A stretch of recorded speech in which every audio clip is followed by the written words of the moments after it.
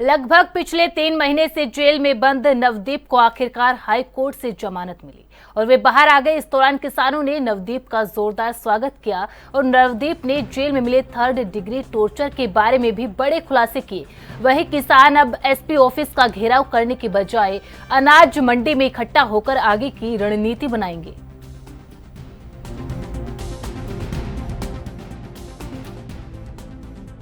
सबसे पहले तो धन्यवाद करते हैं सारी संगत का, मोर्चे का, जिन्होंने लगातार 3-3.5 महीने से लगातार आवाज उठाई है हमारी रिहाई के लिए।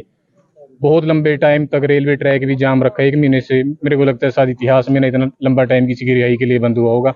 उसके बाद चाहे एमएलए का गिराव हो गया, एमपी का गिराव हो गया, और उसके बाद जो कल की कॉल है वो भी सबने बहुत अच्छे तरीके से निभाई। तो सबका धन्यवाद करना चाहते हैं, और अपने वकील साहिबान का, रोहित जैन जी का, जो पिछले 5 साल से हमारी लड़ाई लड़ रहे हैं। तो सबका धन्यवाद है। ये लड़ाई लड़ते रहेंगे, ठीक है। किसानी की लड़ाई है, अपने हकों की लड़ाई है, सच हक की लड़ाई है। बाबे नानक ने सिखाया हुआ है भी हाँ, अपने सच हक के पीछे लड़ना है, ठीक है। और सच हक पीछे अगर लड़ाई के पीछे मरना भी पड़ गया, शहीद भी होना पड़ गया, तो शहीद भी हो जाएंगे, और पीछे हटने का सवाल पैदा नहीं होता। किसानी की लड़ाई और एमएसपी गारंटी कानून और कर्जा मुक्ति की लड़ाई ऐसे लड़ते रहेंगे। जो भी आगे कॉल होगी, जैसे पहले पगाइयां ऐसे ही सिर चढ़ के पूरा उससे अपना सारी कॉलों को ऐसे ही पूरा करेंगे, सारे के सारे रल मिलके। तो सबका धन्यवाद। मुसीबतें जेल है जी, जेल की तरीके से काटते हैं। मुसीबतें भी अब इतनी बड़ी लड़ाई लड़ रहे हैं, किसानों की लड़ाई लड़, तो मुसीबतें भी झेलनी पड़ती हैं। बाकी बाबे नानक के फलसफे पे अंदर चल रहे हैं। अंदर सारे भाई हैं एक दूसरे के, ठीक है। एक थाली में खाना खाते हैं सारे के सारे, है ना। तो ये तो बाबे नानक ने सिखाया भी हाँ, मनुष्य का साथी है, मनुष्य के दुख सुख में सहयोग करना है ना। तो अंदर भी ठीक है, माहौल बढ़िया है। पर है भी ये भी थोड़ी जो भी है दिक्कतें हैं ना। जेल का जो जैसी जेल होती है, जेल तो जेल की तरह ही होती है ना। तो कोई दिक्कत नहीं है, कोई हौसले में कमी नहीं आई हमारे, है ना। वैसे ही हौसले बुलंद हैं, जैसे पहले यहाँ से अंदर गए थे ना, या फिर शंभू मोर्चे भी होते थे, ऐसे ले हौसले आ जाएं। बाकी कल हौसला, कल की रैली के अंदर जब भाषण देंगे तो हौसला पूरा दिखाएंगे दोबारा। तो लेकर तो ये कहना चाहते हैं, कुछ कौम के, अपनी कौम के, है ना, जो गद्दार है ना, जो अंदर लगे हुए हैं ना, चाहे वो सीआईए के अंदर हो गए, नाम भी लेना चलो छोड़ो, क्या लेना नाम, है ना। जो सीआईए इंस्पेक्टर हैं, पता ही है सबको उनका, है ना, जिन्होंने पहले भी करनाल के अंदर जो लाठीचार्ज किया था किसानों के ऊपर, ठीक है। वो कौम के गद्दार है ना।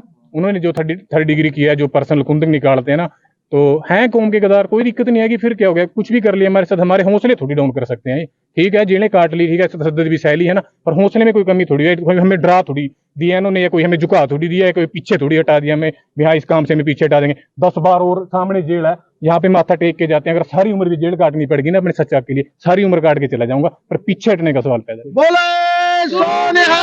किसानों को मैसेज है जी कल के लिए।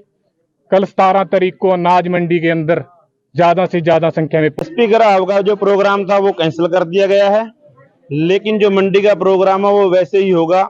वहां पर नवदीप जलवेड़ा धन्यवाद करने के लिए पहुंचेंगे और बड़ी संख्या में किसान वहां पर पहुंचेंगे, और उसके बाद फिर शंभू मोर्चे तक नवदीप को लेकर दोपहर के बाद 1 बजे के आसपास लेकर जाया जाएगा। और कल किसान बड़ी संख्या में वहां पर पहुंचेंगे और अपने आंदोलन को मजबूत करने के लिए, आगे की रणनीति बनाने के लिए।